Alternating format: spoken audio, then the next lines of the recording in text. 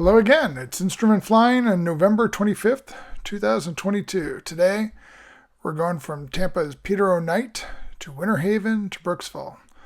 Foggy morning, daybreak, some beautiful sunrise with the ship channel cranes in the foggy distance.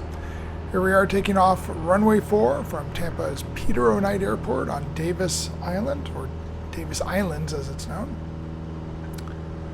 This is Cessna 444 Tango Hotel, a Cessna Top Hawk, or a Cessna 172S P. It's a Top Hawk that was offered to various FBOs with some fancier things. It's a favorite plane of mine to fly, and I rented from Atlas Aviation, the wonderful FBO at Peter O'Knight. Climbing out over the ship channel. I've already got my instrument clearance, doing an instrument departure, climbing up to 2000, 090 on the heading. Visual conditions now, but I'm treating it as an instrument departure. One thing that can catch pilots here is there's a number of towers, radio towers in this area that go above 500 and up to 1200 feet, and you always want to be climbing up pretty quickly here, especially if you're on an instrument flight plan. Get up to that assigned altitude quickly. If you're in instrument conditions, it's an imperative.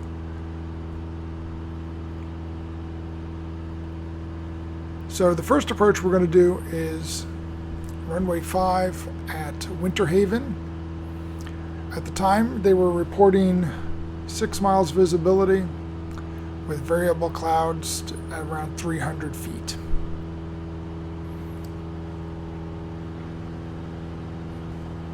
One of the things about renting an airplane, of course, is you got to set it up for the way you want it to be. In this case, I'm having to crank down the seat to be lower. Should have done this before I departed.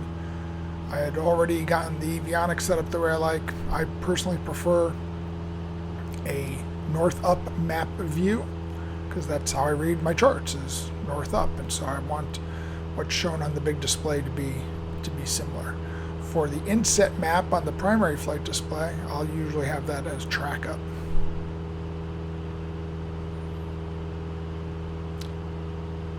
Very little wind this day. I think it was around 5 to 7 knots at various points.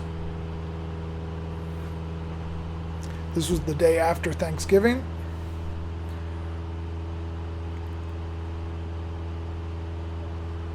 And at this point, I'm flying over near Plant City. And in the distance there is where I spent Thanksgiving at a family's house. Had a wonderful Thanksgiving. There's the hazy conditions. And now I'm flying over Lakeland and the Prime Air, the Amazon Prime Air ramp with a couple of 767s and a single 757. So right now I'm set up on the approach. It's a straight-in approach for the most part on the RNAV 5. Starts out at 2,000 feet, passing Bezu, I guess.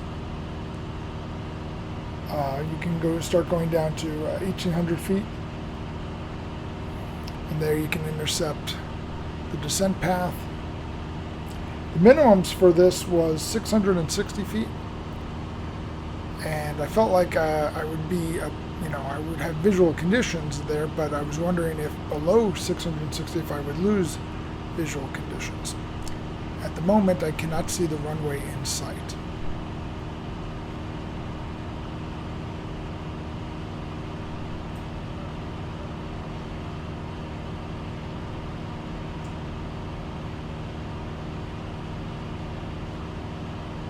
Hand flying this approach.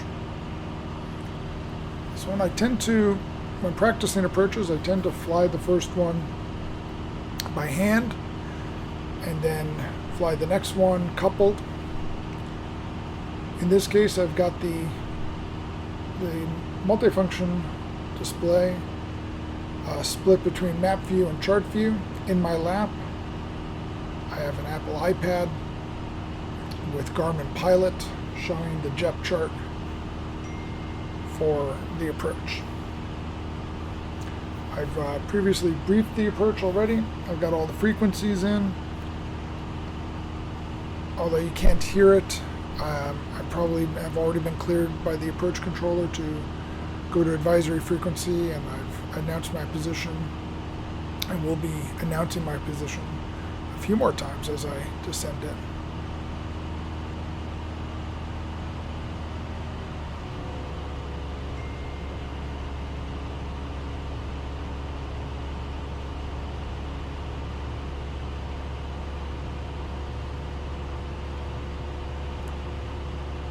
This is a really good example of where an approach starts out at one point and you think it's going to be fairly easy for visual conditions. Then as you get closer, you realize that maybe it's not going to be that way, where you're going to have intermittent contact with the visual environment of the runway. In the distance, I can see the runway at various points. I'm checking to make sure the GoPro is working, and it is.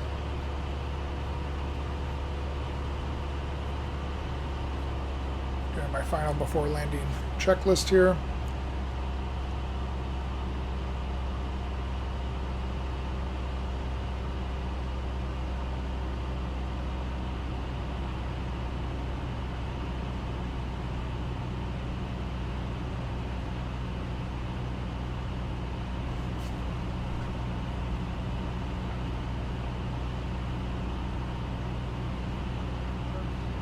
And one cloud is obscuring the runway.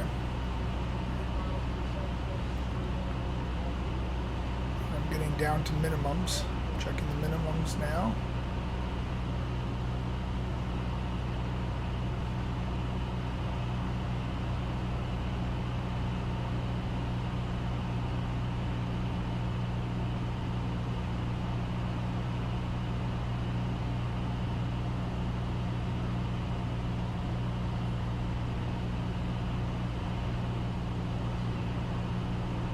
And at this point, I've gone missed.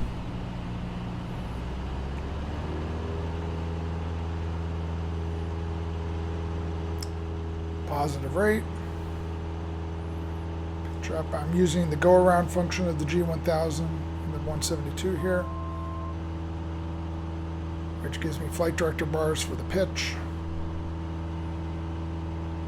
And I'm not flying the published mist.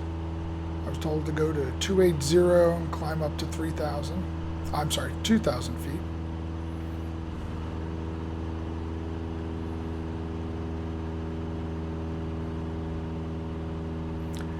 And I went back over to approach, and I asked to be set up again for the approach. Later in the flight, I did another approach to minimums, and then did a hold at Lakeland, and then asked to go to Brooksville, which is to the northwest of this area, because they were reporting lower visibilities, and I wanted to get in some more actual instrument. Along the way, I snapped this picture of Epperson Lagoon in Wesley Chapel. I'm not certain if this place is opened yet, but it was a water park. Looks very unique from the air. This is my first approach into Brooksville, and this was a very interesting approach for me, because in this case I had changed over to using the map inset on the HSI. So it's no longer showing me the normal HSI readouts, and that confused me on this approach. I purposely wanted to do something different, to do a different setup to see how much I liked it. And in this case, I had failed to move over from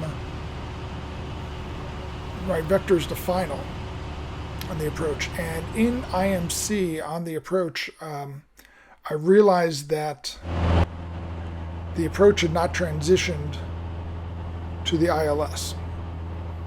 And so recognizing that I had lost situational awareness, I went ahead and went missed, climbed up, and asked approach to do it again. So this is my second approach. I've got the HSI displayed as I like. Also note that on the multifunction display, I've got to use a VFR chart. Now I'm somewhat old school. I always carry the paper charts with me. I learned long ago that VFR charts can be really helpful in IFR conditions. I'm just speeding up the video here a little just to get through the monotony of this very stable approach. And I decided to set that up on this because now I've got a lot more clarity as far as airspace usage and whatnot. I recognize that the G1000 does a lot of this for me, but it gives me a level of comfort on it. This runway 9 at Brooksville, this airport was originally built as many airports in Florida in the early 1940s for flight training purposes for bombers. There was a number of concrete bunkers off to the left of the runway where gunner crews and crew chiefs would align the weapons, the guns, sights on the various aircraft and shoot them. As a child, I lived in this area, and I would explore those bunkers and the bullet holes in the bunkers, and it was all very interesting. I joined the Civil Air Patrol, and this is where I took my first flight as a 13-year-old boy in a 172, a relatively new 172 at the time, and I departed and landed at this very runway 9 at Brooksville. I've come back here many times since, having taken both my parents on separate flights from this airport in my own plane nearly 20 years ago.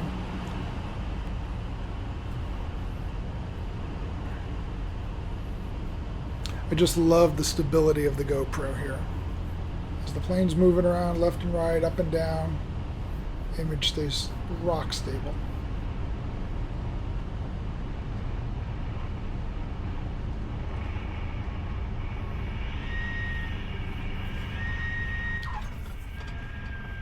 Some wonderful landing, and I decided I was going to stop at the American Aviation FBO to do some bio maintenance, get a bio break, get rehydrated, and then file an IFR flight plan back to Tampa's Peter O'Knight.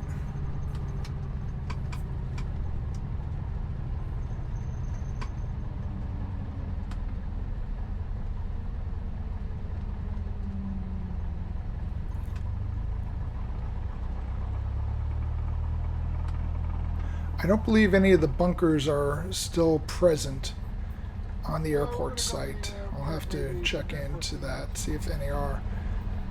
Most of them have been removed over the last, 60 years now. But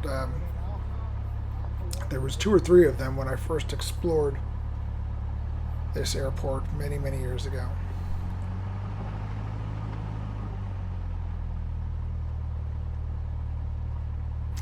So after the break at American Aviation,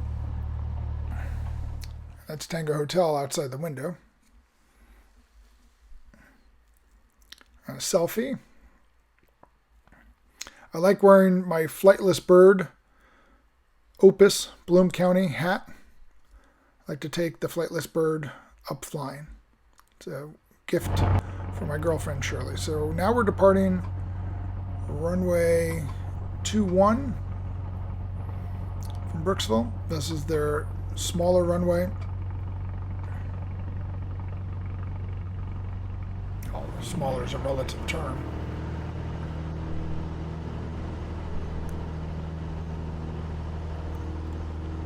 Here in the state of Florida, given the nice weather and flat lands, airports like this sprang up all over the state in the build-up to the United States' entry into World War II, used for flight training,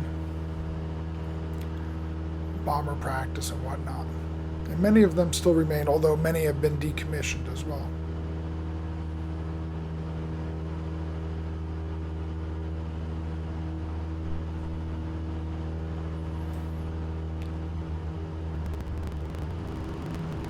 speeding up again as we're getting set up for the approach to Peter O'Knight.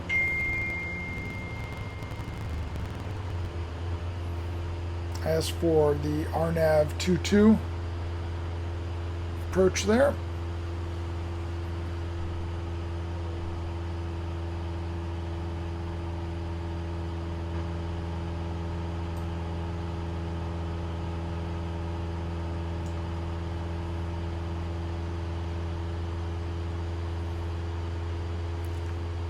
Peter O'Knight's weather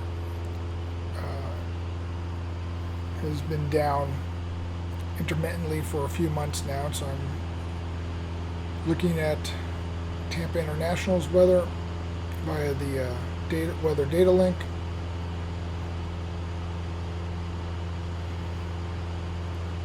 At this point I'm being vectored by the controller for the approach.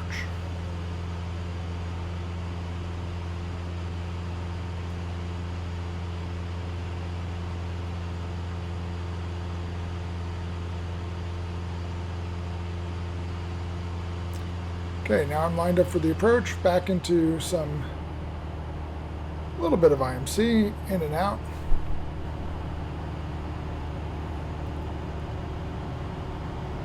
This is the kind of instrument flying I think everyone loves, where you're just popping in and out of clouds.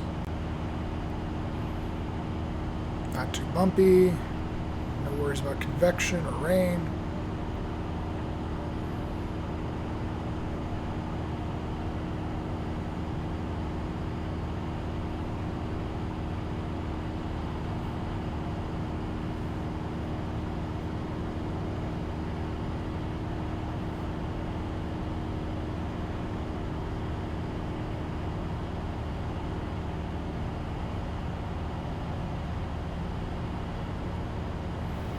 Keep my cell phone nearby on flights like this because you never know when there's an opportunity to grab a picture or a video.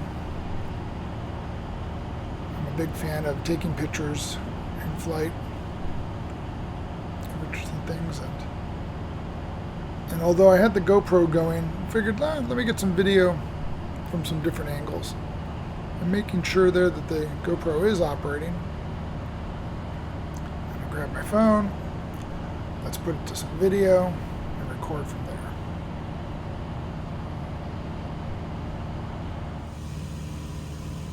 On our way to the initial approach fix of Tyrod, Tayyab, I guess.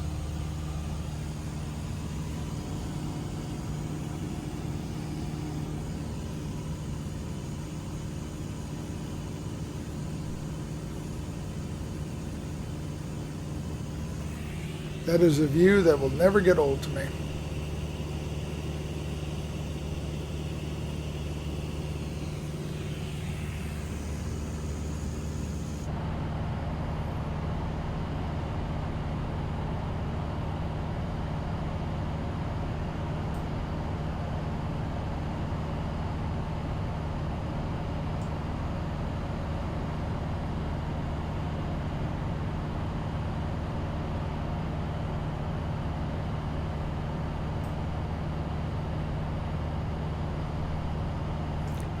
Well, I have a few moments here. I'd like to say thank you for watching this video. Your suggestions are always welcome. This is my first try at doing a live narration of a video I've put together. I'm realizing that I'm probably going to need to clip out a lot of these more boring spots where there's not much more of just the plane on autopilot and me pushing buttons here and there. But I do find it very calming and soothing flying around like this. Right now I'm in just passing over, probably just leaving Pasco County to northern Hillsborough County, which makes up is the main county for the city of Tampa.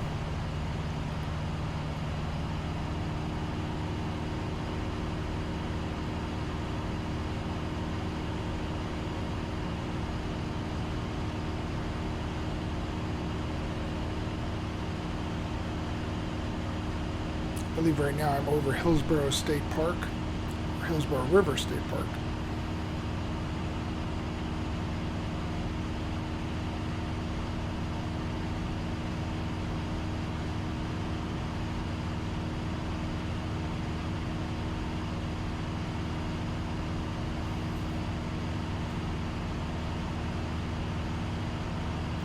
All right, this is Tayab,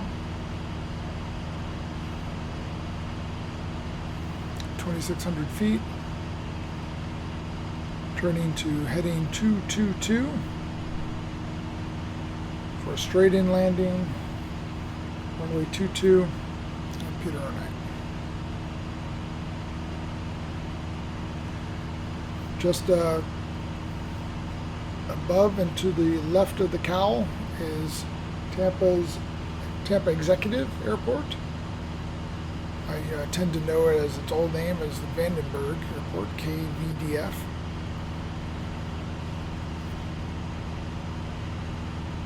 It was Florida's Airport of the Year last year, and hosted AOP's hangout last month, or I should say earlier this month, which I attended, which was very nice.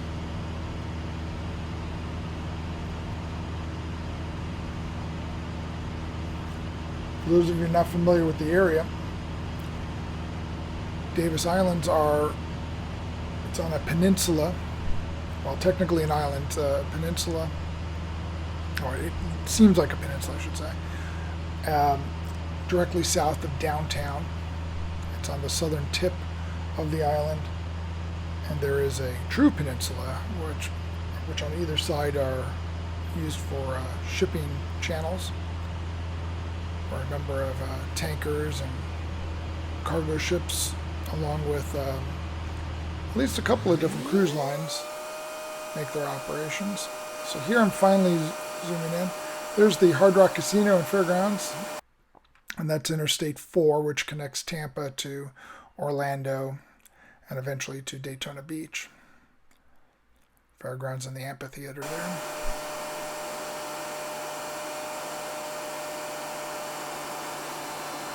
I'm tracking Interstate 4 here, pointed straight at the Harbor Island. Oh, I'm sorry, that's not the Harbor Island, I apologize. Now I'm pointed, it's Davis Island there at the upper right. And one thing you have to concern yourself with when taking off or landing from runway 22 and 4 is ships.